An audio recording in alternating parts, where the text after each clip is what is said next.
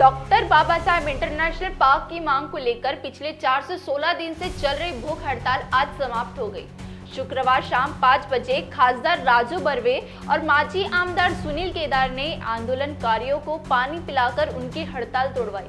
आंदोलनकारियों का कहना है कि वे अपनी मांग पर आज भी उसी मजबूती से अड़िग है। उनका स्पष्ट कहना है कि सरकार ने doctor Baba Saheb international park के लिए जो 130 एकड़ भूमि का रिजर्वेशन तय किया है, उसी स्थान पर इंटरनेशनल पार्क बनना चाहिए और यह लक्ष्य पूरा होने तक उनकी लड़ाई जारी रहेगी। स्थानीय नागरिकों और सामाजिक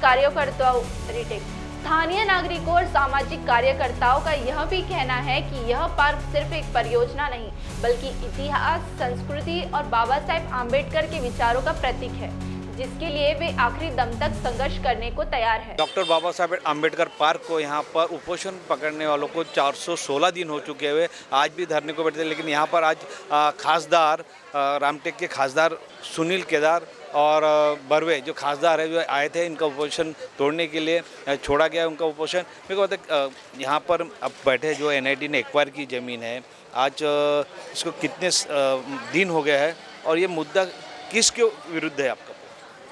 आज उपोषण का 416वां दिन है और ये साकरी उपोषण है और ये हम जिस मुद्दे को लेके आंदोलन कर रहे हैं वो मुद्दा ये है कि ये जो 2000 में जो NIT ने एक्विजिशन की थी नारा पार्क के लिए, जो कि अभी आज डॉक्टर बाबा साहब अम्बेडकर इंटरनेशनल पार्क से जाना जा रहा है, ये हमारे समाज का सामाजिक अन्याय का मुद्दा है और वो सामाजिक अन्याय के मुद्दे को लेके हम ये आंदोलन कर रहे हैं। तो क्या लग रहा है ये अब कोर्ट तक के मैटर गया क्या आपका?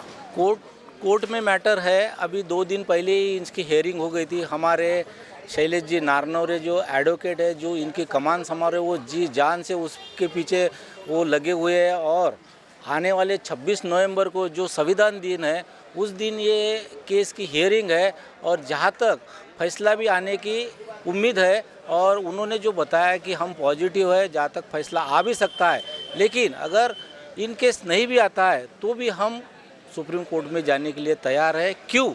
ये ज़मीन जो है, जो डॉक्टर बाबा साहब आम्बेडकर नाम जो दिया गया है उसको, और पार्क बनना चाहिए, इसलिए 416 दिन हो गए, हम और 1 साल बैठने के लिए तैयार है, लेकिन डॉक्टर बाबा साहब आम्बेडकर इंटरनेशनल पार्क बनना ही चाहिए और जब तक बनता नहीं तब तक ये आंदोलन हम छोड़ते नहीं। मेरे को ये बताइए, ये बौद्ध पार्क है, डॉक्टर बाबा साहब अम्बेडकर का ये पार्क बनाना है, तो इसमें क्या लगता है कौन कौन घोटाले में इसमें शामिल हो सकते हैं? जैसे NIT में जब नक्शे में जब डॉक्टर बाबा साहब अम्बेडकर नेशनल पार्क जब लिखा है, उसके बाद में ये रजिस्ट्री हुई कैसी, इसमें कौन कौन इन्वॉल्वमेंट है?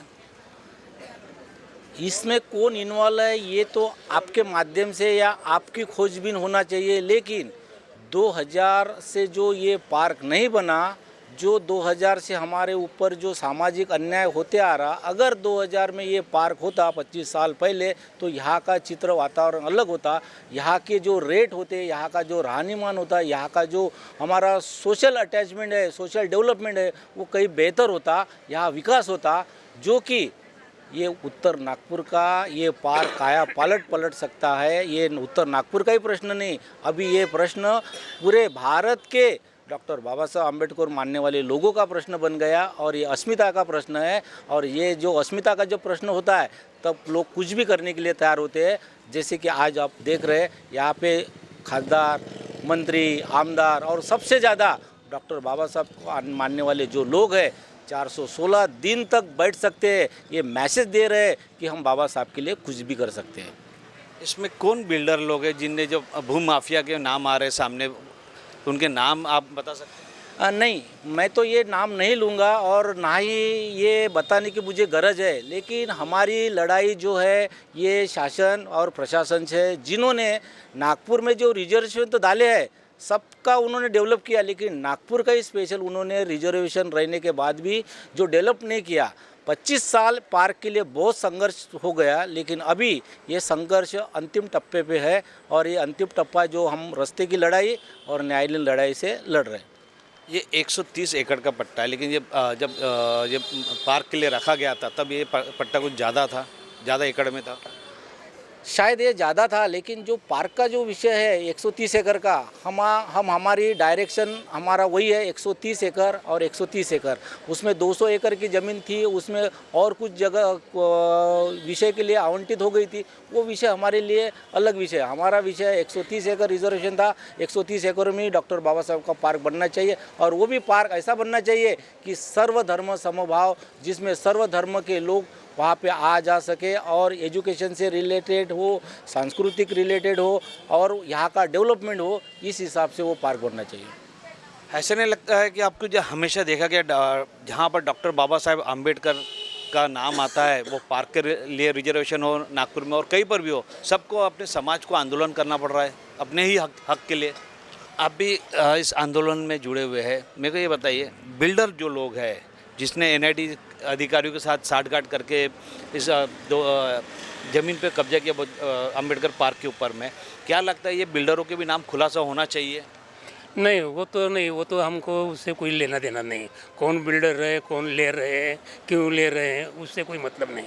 हमारा फोकस है 130 एकड़ पे, और वो है शासन और प्रशासन और सरकार, इनके साथ ही शासन भी तो इसमें मिला साठगांठ है, तो उनका तो नाम तो शासन में कौन अधिकारी थे उस समय, और उस समय रजिस्ट्री कौन रजिस्ट्रारों ने लगाए? जब रजिस्ट्री लगती है तो उस समय नक्शा देखा जाता है कि रिजर्वेशन है, रेड जोन में है, ग्रीन जोन में है, ये जोन देखा जाता है। तो उस समय के जो रजिस्ट्री लगाने वालों ने देखे नहीं होंगे क्या?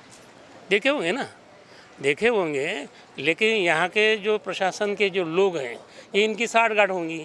तो ये हमारा उन प्रशासन के ऊपर हमारा जोर है कि ये लोगों ने बदमाशी की है, जो अधिकारी है उन लोगों ने बदमाशी की है, वो नाम उजागर हो जाएंगे। डॉक्टर बाबा साहेब अम्बेडकर पार्क बनना चाहिए, इनका नारा है, लेकिन इसमें जो लोग हैं, बिल्डर है, जो भू माफिया कहा जाता है, उनके साठगांठ कई अच्छे नेताओं के साथ भी है। और यहाँ का एनआईटी जो है, एनआईटी के अधिकारी और उस समय जो रजिस्ट्री लगाए उन लोगों ने भी उस समय नक्शे में, यानी कोई भी रजिस्ट्री हो, जब प्लॉट खरीदते हैं कुछ भी है, तो उस समय देखा जाता है कि ये रिजर्वेशन है या नहीं। कैमरामैन अनुराग के साथ रितेश बोरकर, महान्यूज़ 7 के लिए।